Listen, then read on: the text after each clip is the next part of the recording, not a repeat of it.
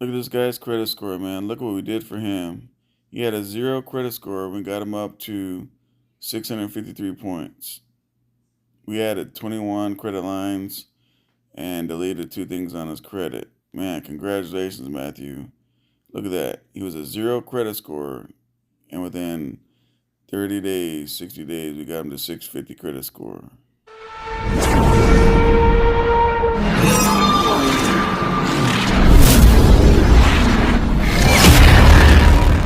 Don't waste time here. 2025, people. Let's get to the video. Check this out. This house dropped $70,000. Remember I told you guys about real estate? Just keep watching. Keep watching, people. Now check this out.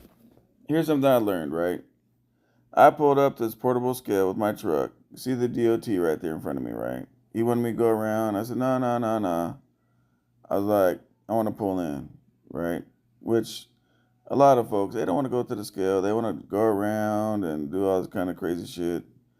But to me, I like doing voluntary inspections because sometimes they might catch something that they don't like that the mechanic thinks is okay, right?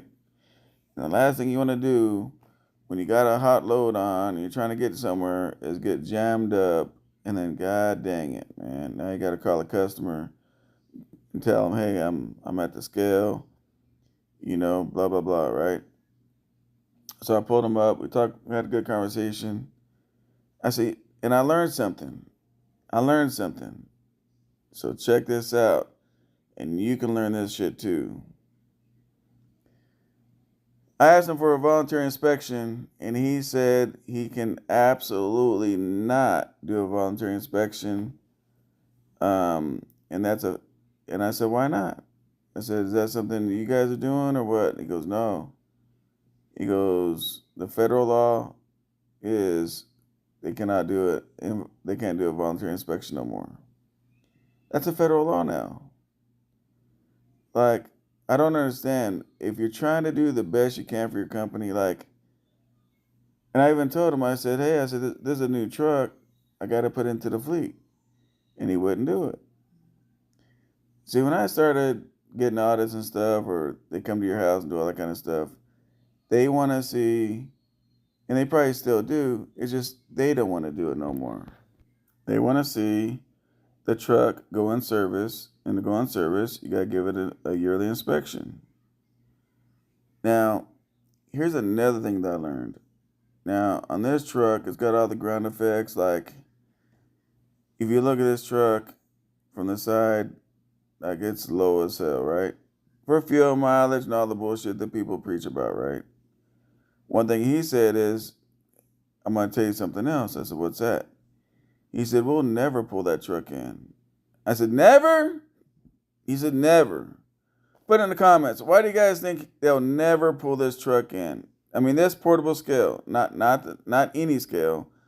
This portable scale, why do you think they'll never pull this truck in for inspection? They might do paperwork inspection, but a truck inspection, they will not do. Why do you think that is, people? I kind of gave you a clue. Why do you think that is? Have you guys ever noticed, you guys see mega carrier trucks, dirty, nasty, grimy, looking like shit, and they go right through the scale house, and then you see a nice looking Peterbilt with fuel tanks exposed or Kenworth, whatever, and you're like, God dang, why didn't they pull in that shitty looking truck?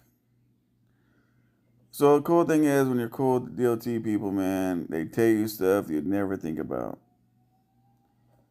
This truck is too low, and the only way they can do an inspection on this truck is to have one of those, what do they call those things? Dog houses, whatever. The pits where you can drive over a pit and then go down in the pit and inspect your truck. If it's a scale where it doesn't have a pit, they will not pull this truck in for a DOT inspection. Now, paper inspection, yes. But to inspect this truck, absolutely not. Because it cannot get underneath the truck to do an inspection. This man told me that today. We had a good 15, 20-minute conversation. So, I learned something today, people, and I hope you did too.